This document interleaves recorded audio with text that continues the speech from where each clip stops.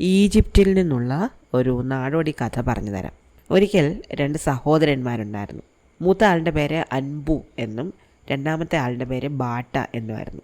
ബാട്ടയ്ക്ക് തൻ്റെ സഹോദരനോട് വലിയ ഇഷ്ടമാണ്.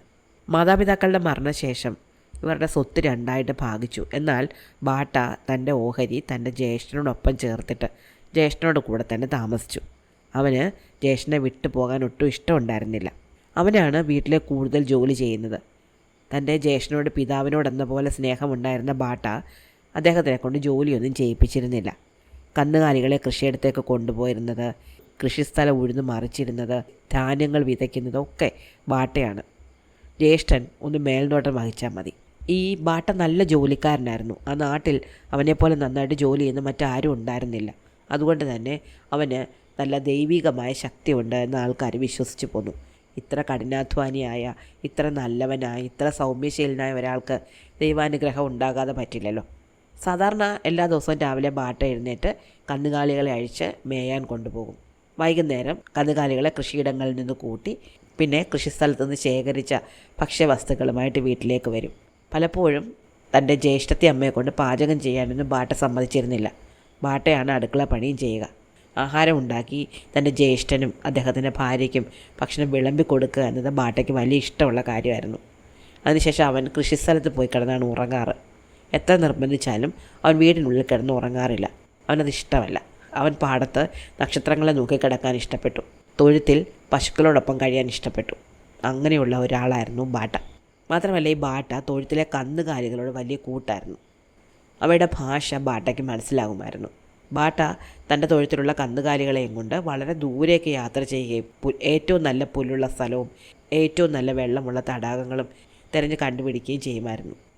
അങ്ങനെ ബാട്ട തൻ്റെ ജ്യേഷ്ഠനൊപ്പം ഇങ്ങനെ കഴിയായിരുന്നു. ഒരു ദിവസം രാവിലെ അൻപു എഴുന്നേറ്റിട്ട് ബാട്ടയോട് പറഞ്ഞു, ബാട്ട, നമ്മുടെ ധാന്യങ്ങളൊക്കെ തീരാറായി. മാത്രമല്ല, മഴയൊക്കെ കഴിഞ്ഞിട്ട് വെള്ളമൊക്കെ വറ്റി. നമുക്ക് നില ഉഴാനുള്ള സമയമായി.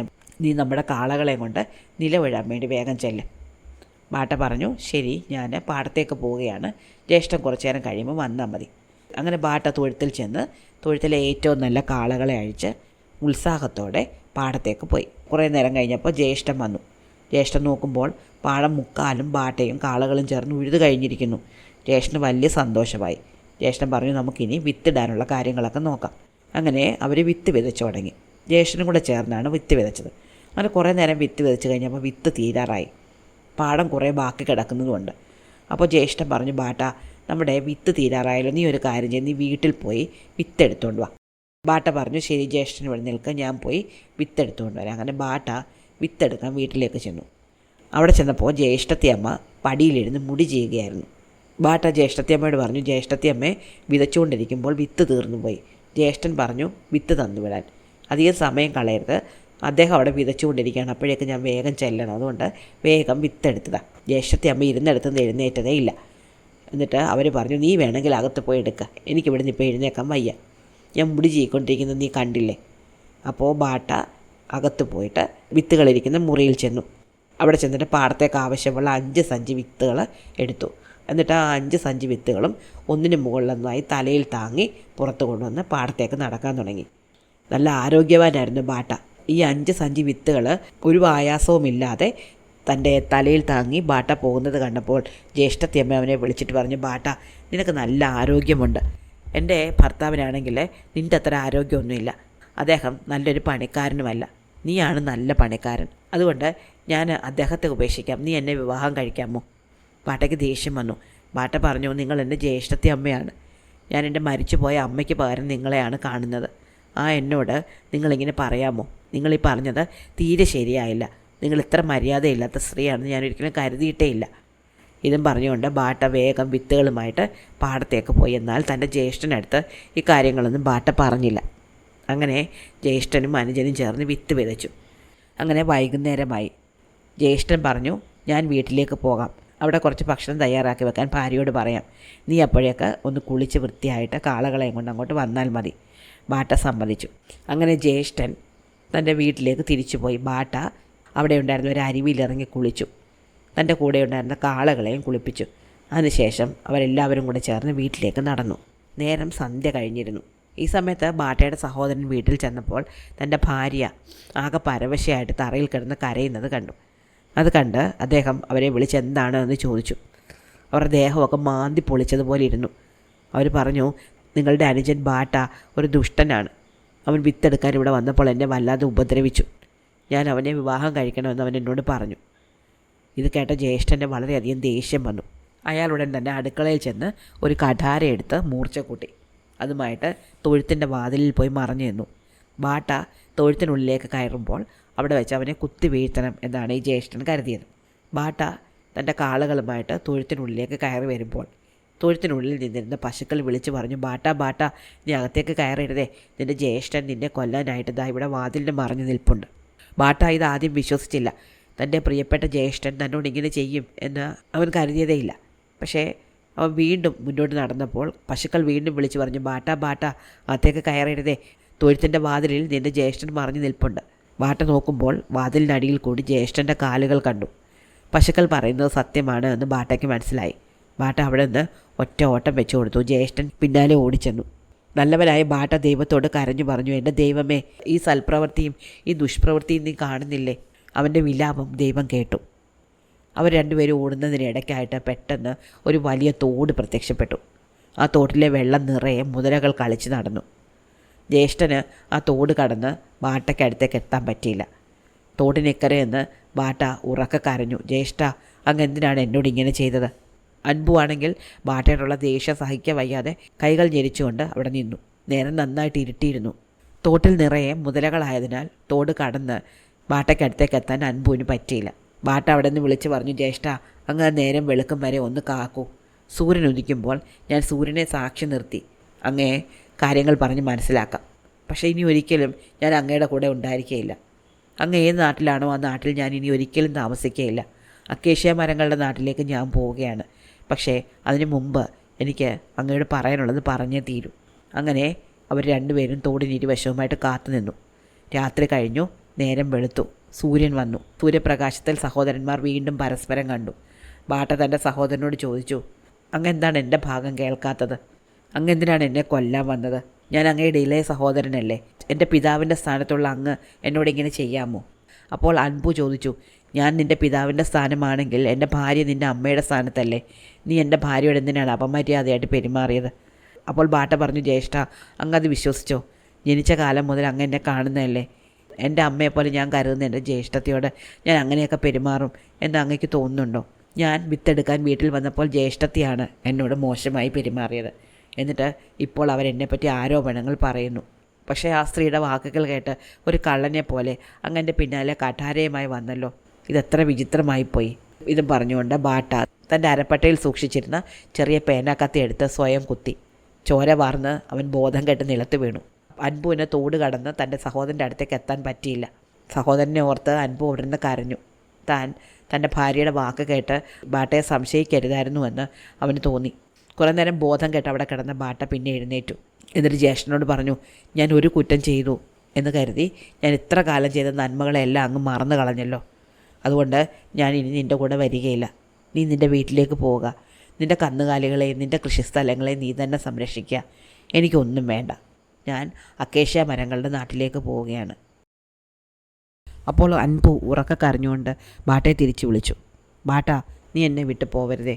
നീ അല്ലാതെ എനിക്ക് ആരുമില്ല. എന്നെ ചതിച്ച എൻ്റെ ഭാര്യ എനിക്കിനി വേണ്ട. പക്ഷെ നീ ഇല്ലാതെ എനിക്കിനി ജീവിക്കാൻ പറ്റില്ല. തൻ്റെ ജ്യേഷ്ഠൻ്റെ കരച്ചിലിൽ ബാട്ടയ്ക്ക് മനസ്സലിഞ്ഞു. പക്ഷെ ബാട്ട പറഞ്ഞു, അങ്ങ് എന്നെ ചതിച്ചു കൊല്ലാൻ ശ്രമിച്ചു, എന്നെ സംശയിച്ചു. അതുകൊണ്ട് ഞാനിനി ഉടനെ അങ്ങയുടെ അടുത്തേക്ക് വരികയില്ല. ഞാനൊരു ജാലവിദ്യ കാണിക്കാൻ പോവുകയാണ്. ഞാൻ എൻ്റെ ജീവനെ അക്കേഷ്യ മരത്തിൻ്റെ പൂവിൽ ഒളിപ്പിച്ച് വെക്കും. എന്നിട്ട് അക്കേഷ്യ മരത്തിൻ്റെ താഴെ ഞാൻ ജീവിക്കും. എന്നെങ്കിലും ഒരു കാലത്ത് ഞാൻ മരിക്കും. അന്ന് നിനക്കത് മനസ്സിലാവും. നീ കുടിക്കുന്ന വീഞ്ഞ് പതഞ്ഞു പൊങ്ങും. അത് കലങ്ങി മറിയും. അങ്ങനെ കാണുമ്പോൾ എൻ്റെ ശരീരം മരിച്ചുവെന്ന് നീ മനസ്സിലാക്കണം. നീ ഈ സ്ഥലത്തേക്ക് തിരിച്ചു വരണം. അപ്പോൾ ഇവിടെ മുതലകൾ ഉണ്ടാവില്ല. നിനക്ക് ഈ തോട് കടന്ന് വരാൻ പറ്റും. ഈ തോട് കടന്ന് അക്കേഷ്യക്കാട്ടിലെത്തി നീ എൻ്റെ ജീവൻ ഒളിപ്പിച്ച് വെച്ചിരിക്കുന്ന പുഷ്പം കണ്ടുപിടിക്കണം. ഇത്രയും പറഞ്ഞിട്ട് ബാട്ട അക്കേഷ്യ മരങ്ങൾക്കിടയിലേക്ക് നടന്നു പോയി. ജ്യേഷ്ഠനായ അമ്പു തൻ്റെ വീട്ടിലേക്ക് തിരിച്ചു പോവുകയും ദേഷ്യപ്പെട്ട് തൻ്റെ ഭാര്യയെ വെട്ടിക്കൊല്ലുകയും ചെയ്തു. ബാട്ട അക്കേഷ്യ വനത്തിൽ ചെന്ന് ഒരു പൂവിൽ തൻ്റെ ജീവൻ ഒളിപ്പിച്ചു വെച്ചു. ആ മരത്തിന് താഴെ ഒരു ചെറിയ കുടിൽ കെട്ടി അവനവിടെ താമസമായി. പകൽ അവൻ മൃഗങ്ങളെ വേട്ടയാടി പിടിച്ച് കഴിച്ചു. രാത്രിയിൽ മരച്ചുവട്ടിൽ കിടന്നുറങ്ങി. അങ്ങനെ ഇരിക്കെ ഒരിക്കൽ അവൻ കാട്ടിലൂടെ നടക്കുമ്പോൾ 9 ദേവതമാരെ കണ്ടുമുട്ടി. ഈ ദേവതമാർ ഒരുമിച്ച് നടക്കുകയായിരുന്നു. അവർ ബാട്ടയോട് പറഞ്ഞു, നീ നിൻ്റെ സഹോദരൻ്റെ ഭാര്യ ചെയ്ത ചതിയാലാണല്ലോ ഇങ്ങോട്ട് വരേണ്ടി വന്നത്. അവർ മരിച്ചുപോയി. നിൻ്റെ സഹോദരൻ അവരെ കൊന്നു കളഞ്ഞു. നിനക്കിനി നിൻ്റെ സഹോദരൻ്റെ അടുത്തേക്ക് തിരിച്ചു പോയാൽ എന്താ? അവൻ പറഞ്ഞില്ല, ഞാൻ എൻ്റെ ജ്യേഷ്ഠൻ്റെ അടുത്തേക്ക് ഉടനെ തിരിച്ചു ചെല്ലുകയില്ലെന്ന് പറഞ്ഞിട്ടാണ് വന്നത്. എൻ്റെ ഈ ശരീരത്തോടു കൂടി ഞാൻ എൻ്റെ ജ്യേഷ്ഠൻ്റെ അടുത്തേക്ക് പോവുകയില്ല. പക്ഷേ എൻ്റെ ജീവൻ ഞാൻ ഒരു പൂവിൽ ഒളിപ്പിച്ച് വെച്ചിട്ടുണ്ട്. കാലമാകുമ്പോൾ ആ ജീവൻ ജ്യേഷ്ഠൻ്റെ അടുത്തേക്ക് തന്നെ തിരിച്ചു പോയിക്കോളും. അങ്ങനെ കാട്ടിൽ അലഞ്ഞു നടന്ന ബാട്ട ഒരു പെൺകുട്ടിയെ വിവാഹം കഴിച്ചു. അവൾ അടുത്ത ഗ്രാമത്തിൽ നിന്ന് കാട്ടിലേക്ക് ഇടയ്ക്കിടയ്ക്ക് വരുമായിരുന്നൊരു പെൺകുട്ടിയായിരുന്നു. ബാട്ടയെ കണ്ട് അവൾക്ക് ബാട്ടയെ ഇഷ്ടപ്പെടുകയും അവൾ ബാട്ടയോട് വിവാഹാഭ്യർത്ഥന നടത്തുകയും ചെയ്തു. ഒറ്റയ്ക്ക് താമസിച്ചാകം അടുത്തിരുന്ന ബാട്ട അങ്ങനെ അവളെ വിവാഹം കഴിച്ചു. ബാട്ട തൻ്റെ ഭാര്യയെ വളരെയധികം സ്നേഹിച്ചു. അവൾക്ക് വേണ്ടി എന്ത് ചെയ്യാനും ബാട്ട തയ്യാറായിരുന്നു. ബാട്ട വേട്ടയാടാൻ പോകുന്ന സമയം അവൻ്റെ ഭാര്യ ചെറിയ കുടിലിൽ ഒറ്റയ്ക്കായിരുന്നു. അപ്പോൾ ബാട്ട അവളോട് എന്നും പറഞ്ഞിട്ട് പോവും, നീ യാതൊരു കാരണവശാലും ഈ മരത്തിനടുത്തും ദൂരേക്ക് പോകരുത്. എൻ്റെ ജീവൻ ഈ മരത്തിന് മുകളിലാണ് ഇരിക്കുന്നത്. അതുകൊണ്ട് തന്നെ നീ അതാരും പറിച്ചുകൊണ്ട് പോകാതെ പ്രത്യേകം ശ്രദ്ധിക്കണം. ഈ മരത്തിൽ കുരങ്ങന്മാരൊന്നും വന്ന് കയറാതെ, പക്ഷികളൊന്നും വന്നിരിക്കാതെ നീ ശ്രദ്ധിച്ചോണം. അഥവാ ആരെങ്കിലും അത് പറിച്ചുകൊണ്ട് പോവുകയാണെങ്കിൽ നീ അവരോട് നിർബന്ധപൂർവ്വം അത് തിരിച്ചു തരാൻ പറയണം. യാതൊരു കാരണവശാലും ആ പൂ നഷ്ടപ്പെടുത്താൻ നീ ഇടവരുത്തരുത്. എന്നാൽ ബാട്ടയുടെ ഭാര്യയ്ക്ക് അനുസരണ തീരെയില്ലായിരുന്നു. അവൾ വീട്ടിൽ തന്നെ ഇരുന്നില്ല. പലപ്പോഴും അവൾ കാട്ടിലൂടെ കറങ്ങി നടന്നു. അരുവിക്കരയിൽ പോയിരുന്നു പാട്ടുപാടി. അങ്ങനെ ഇരിക്കെ ഒരു ദിവസം ബാട്ടയുടെ സുന്ദരിയായ ഭാര്യയുടെ ഒരു മുടി പറന്ന് നദിയിൽ വീണു. ആ മുടി ഒഴുകി ഒഴുകി രാജകൊട്ടാരത്തിനടുത്തുള്ള നദിയിലൂടെ പോയി. നദിയിൽ അലക്കിക്കൊണ്ടിരിക്കുകയായിരുന്ന ഒരു അലക്കുകാരൻ ഈ മുടി കാണുകയും അതിൻ്റെ മനോഹാരിത കണ്ടിട്ട് അതെടുത്ത് രാജാവിനെ കാണിക്കുകയും ചെയ്തു. രാജാവിന് ഈ മുടി കണ്ടപ്പോൾ ഈ മുടി ആരുടേതാണോ ആ പെൺകുട്ടിയെ നേരിട്ട് കാണണം എന്ന ആഗ്രഹം തോന്നി. അദ്ദേഹം 4 വശത്തേക്കും ആൾക്കാരെ അയച്ചു. പക്ഷേ ആർക്കും അവളെ കണ്ടെത്താനായില്ല. പക്ഷേ രാജാവ് വീണ്ടും വീണ്ടും സൈനികരെ അയച്ചു. അങ്ങനെ അവസാനം കുറച്ച് സൈനികർ അക്കേഷ്യ കാടുകളിൽ വന്നു. ആ കാട്ടിലൊരു പെൺകുട്ടി ഉണ്ടായിരിക്കും എന്നവരാദ്യം വിശ്വസിച്ചിരുന്നില്ലെങ്കിലും പിന്നീട് ആരോ നദിക്കരയിലിരുന്ന് പാട്ട് പാടുന്നത് കേട്ട് അവർ ചെന്ന് നോക്കുമ്പോൾ നദിക്കരയിൽ സ്വർണ്ണവർണ്ണമുള്ള നീണ്ട മുടിയുള്ള പെൺകുട്ടി ഇരുന്ന് പാടുന്നത് കണ്ടു. അവർ രാജാവിനോട് ചെന്ന് വിവരം അറിയിക്കുകയും രാജാവ് ഒരു വലിയ സംഘം ആൾക്കാരെ അക്കേഷ്യ കാടുകളിൽ അയക്കുകയും ചെയ്തു. സ്ത്രീകൾക്ക് ഇഷ്ടമുള്ള സുഗന്ധദ്രവ്യങ്ങൾ, ആഭരണങ്ങൾ, പട്ടുവസ്ത്രങ്ങൾ തുടങ്ങി ഒരുപാട് സമ്മാനങ്ങളുമായിട്ടാണ് ഈ രാജാവിൻ്റെ ആൾക്കാർ അക്കേഷ്യ കാടുകളിലേക്ക് വന്നത്. ഈ സമ്മാനങ്ങളൊക്കെ കിട്ടിയതോടെ ബാട്ടയുടെ ഭാര്യയ്ക്ക് തൻ്റെ ഭർത്താവിനോടൊപ്പമുള്ള ഈ ദരിദ്രമായ ജീവിതത്തിൽ വളരെയധികം ബുദ്ധിമുട്ട് തോന്നി. ഈ സമ്മാനങ്ങളൊക്കെ തനിക്ക് നൽകാൻ കഴിവുള്ള രാജാവ് എത്ര വലിയ ധനികനായിരിക്കുമെന്നും അങ്ങനെയുള്ള ഒരാളുടെ കൂടെ ജീവിച്ചാൽ തനിക്ക് എത്രമാത്രം സന്തോഷമായിരിക്കും കിട്ടുന്നതെന്നും അവൾ ചിന്തിച്ചു. അവൾ ഈ സംഘത്തിനൊപ്പം രാജകൊട്ടാരത്തിലേക്ക് പോകാൻ തയ്യാറായി. രാജാവ് വലിയൊരു സൈന്യത്തോടു കൂടി കാട്ടിലേക്ക് വന്നു. ഈ സമയത്ത് ബാട്ട വേട്ടയ്ക്ക് പോയിരിക്കുകയായിരുന്നു. ഈ കാര്യങ്ങളൊന്നും ബാട്ട അറിഞ്ഞില്ല. രാജാവ് വന്ന് തൻ്റെ കുതിരപ്പുറത്ത് കയറ്റി ഈ പെൺകുട്ടിയെ കൊണ്ടുപോകാൻ നേരത്ത് അവൾ പറഞ്ഞു, എന്നെ കൊണ്ടുപോകുന്നതിന് മുമ്പ് ഒരു കാര്യം ചെയ്യണം. ഈ നിൽക്കുന്ന അക്കേഷ്യ മരം വെട്ടിക്കളയണം. വെറുതെ മരം വെട്ടിയാൽ പോരാ, ആ മരത്തിന് മുകളിൽ ഒരു വലിയ പൂവുണ്ട്, ആ പൂ നശിപ്പിച്ച് കളയുകയും വേണം. അങ്ങനെ ഉടൻ തന്നെ രാജഭടന്മാർ ആ മരം വെട്ടിക്കളയുകയും ആ പൂവ് അവിടെ ഇട്ട് ചവിട്ടി അരയ്ക്കുകയും ചെയ്തു. അതിനുശേഷം ബാട്ടയുടെ ഭാര്യ രാജാവിനൊപ്പം കുതിരപ്പുറത്ത് കയറി രാജകൊട്ടാരത്തിലേക്ക് പോയി. പൂ നശിച്ചു പോയതോടെ കാട്ടിനുള്ളിൽ വേട്ടയാടിക്കൊണ്ടിരുന്ന ബാട്ട അവിടെ വീണ് മരിച്ചു. അന്ന് അൻപു പാടത്തെ പണി കഴിഞ്ഞ് വീട്ടിലെത്തി കൈ കഴുകിയിട്ട് വീഞ്ഞ് കുടിക്കാൻ വേണ്ടി ഒരു ഗ്ലാസ്സിലെടുത്തു. അപ്പോൾ ആ വീഞ്ഞ് പതയായിട്ട് അവൻ്റെ കൈകളിലൂടെ താഴേക്ക് ഒഴുകി. അപ്പോൾ അമ്പു വീണ്ടും കുറച്ച് വീഞ്ഞ് കൂടി എടുത്തു. ആ വീഞ്ഞ് ഗ്ലാസ്സിനുള്ളിൽ കിടന്ന് കലങ്ങി മറിയാൻ തുടങ്ങി. അതോടെ തൻ്റെ അനുജൻ എന്തോ പറ്റി എന്ന് അൻപുവിന് മനസ്സിലായി. അൻപു ഉടൻ തന്നെ തൻ്റെ കുതിരപ്പുറത്ത് കയറി ഒരു വാളുമെടുത്ത് ബാട്ടയെ അന്വേഷിച്ചു പോയി. നേരത്തെ മുതലകൾ നിറഞ്ഞിരുന്ന തോട്ടിൽ ഇപ്പോൾ മുതലകളൊന്നും ഉണ്ടായിരുന്നില്ല. അൻപു ആ തോട് കടന്ന് അക്കേഷ്യക്കാടുകൾക്കുള്ളിലെത്തി ബാട്ടയെ അന്വേഷിച്ച് നടന്നു. അപ്പോൾ ഒരു സ്ഥലത്ത് ബാട്ട മരിച്ചു കിടക്കുന്നത് കണ്ടു. അയാൾ ബാട്ടയുടെ ശരീരം എടുത്ത് നെഞ്ചോട് ചേർത്ത് വിലപിച്ചു. പിന്നീട് അക്കേഷ്യപ്പൂ അന്വേഷിച്ച് അവിടെയൊക്കെ നടന്നപ്പോൾ വെട്ടിയിട്ടിരിക്കുന്ന മരവും അതിനടുത്ത് ചതഞ്ഞ് കിടക്കുന്ന പൂവും കണ്ടു. ഇനി എങ്ങനെ ബാട്ടയെ രക്ഷിക്കും എന്ന് ജ്യേഷ്ഠൻ വിചാരിച്ചു. അപ്പോഴാണ് ആ പൂവിൻ്റെ വിത്ത് നിലത്ത് വീണ് കിടക്കുന്നത് അദ്ദേഹം കണ്ടത്. കയ്യിലെ പാത്രത്തിൽ കുറച്ച് ശുദ്ധജലം എടുത്തിട്ട് അയാൾ ആ പാത്രത്തിൽ ആ വിത്തിട്ടു. പെട്ടെന്ന് ആ വിത്ത് വലുതായി വന്നു. അത് കുതിർന്നു. അമ്പു ആ വെള്ളവുമായിട്ട് ബാട്ടയുടെ ശവശരീരത്തിനടുത്തെത്തുകയും വായിലേക്ക് ഒഴിച്ചു കൊടുക്കുകയും ചെയ്തു. അതോടെ ബാട്ട എഴുന്നേറ്റ് വന്നു. ബാട്ട തൻ്റെ ജ്യേഷ്ഠനെ കണ്ട് വളരെയധികം സന്തോഷിച്ചു. അവർ ഒരുപാട് കാലത്തിന് ശേഷം ഒരുമിച്ച് ചേരുകയായിരുന്നല്ലോ. കുറച്ച് നേരം വിശേഷങ്ങളൊക്കെ പങ്കുവച്ചു. അതിനുശേഷം ബാട്ട പറഞ്ഞു, എൻ്റെ ശരീരം കുറച്ച് നേരം മരിച്ചു പോയതുകൊണ്ട് തന്നെ കേടായി. അതുകൊണ്ട് ഞാനൊരു കാളയുടെ രൂപം സ്വീകരിക്കാൻ പോവുകയാണ്. എൻ്റെ ഭാര്യ എവിടെയാണെന്ന് നമുക്ക് കണ്ടുപിടിക്കണം ജ്യേഷ്ഠ. എനിക്ക് അവളെ വളരെ ഇഷ്ടമായിരുന്നു. ഞാൻ കാളയുടെ രൂപത്തിലിരിക്കാം. അങ്ങ് എൻ്റെ പുറത്ത് കയറിയാൽ മതി. നമുക്ക് രണ്ടുപേർ കൂടി എൻ്റെ ഭാര്യയെ അന്വേഷിച്ച് പോകാം. അങ്ങനെ ബാട്ട ഒരു കാളയായിട്ട് മാറുകയും ബാട്ടയുടെ ജ്യേഷ്ഠൻ ആ കാളപ്പുറത്ത് കയറി യാത്ര ചെയ്യുകയും ചെയ്തു. അവർ ബാട്ടയുടെ ഭാര്യയെ അന്വേഷിച്ച് കുറേ ദൂരം നടന്നു. ആ കാട്ടിലൂടെ മറ്റാരോ കുറേ പേര് വന്ന പാടുണ്ടായിരുന്നു. രാജഭടന്മാർ വലിയ കുതിരപ്പുറത്തും തേരുകളിലൊക്കെ ആയിരുന്നല്ലോ വന്നത് ബാട്ടയുടെ ഭാര്യയെ കൊണ്ടുപോകാൻ. അങ്ങനെ ആ പാത നോക്കി ഇവർ നടന്ന് നദീതീരത്തെത്തുകയും അൻപു അവിടെയുള്ള ആൾക്കാരോടൊക്കെ അന്വേഷിച്ചപ്പോൾ ഒരു രാജാവ് കുതിരപ്പുറത്ത് ഒരു പെൺകുട്ടിയുമായിട്ട് ഇതുവഴി പോയിട്ടുണ്ടെന്ന് അറിയുകയും ചെയ്തു.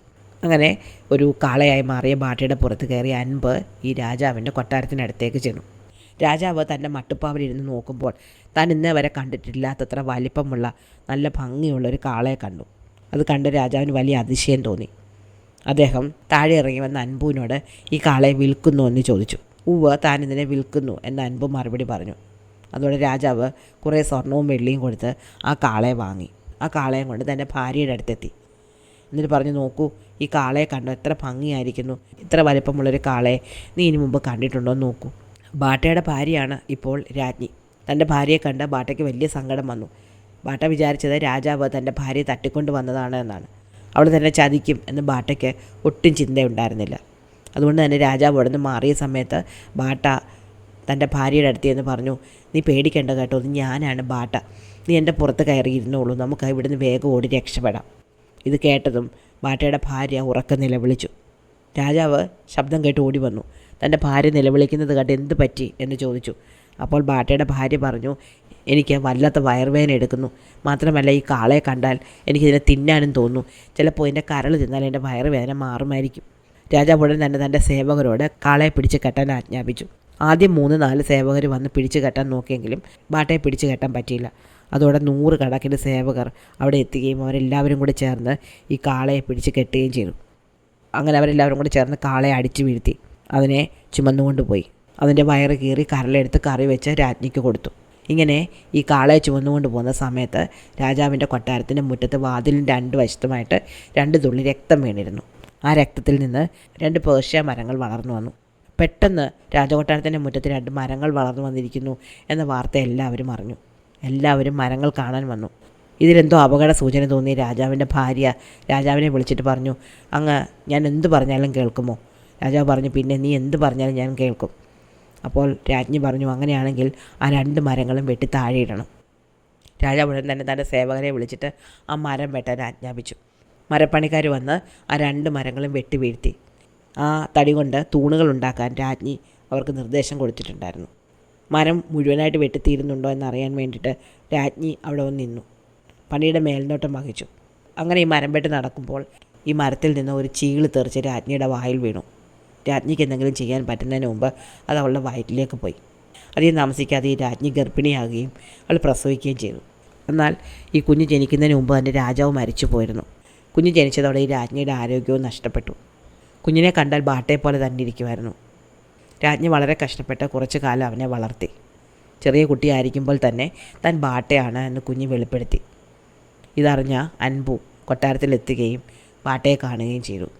താൻ ചെയ്ത തെറ്റിലാകെ പശ്ചാത്തപിച്ച് കഴിഞ്ഞിരുന്ന രാജ്ഞി അധികം താമസിക്കാതെ മരിക്കുകയും ബാട്ട അവിടുത്തെ രാജാവായിട്ട് അവരോധിക്കപ്പെടുകയും ചെയ്തു. തൻ്റെ സഹോദരൻ്റെ സഹായത്തോടു കൂടി ബാട്ട പിന്നീട് ആ രാജ്യം ഭരിച്ചു.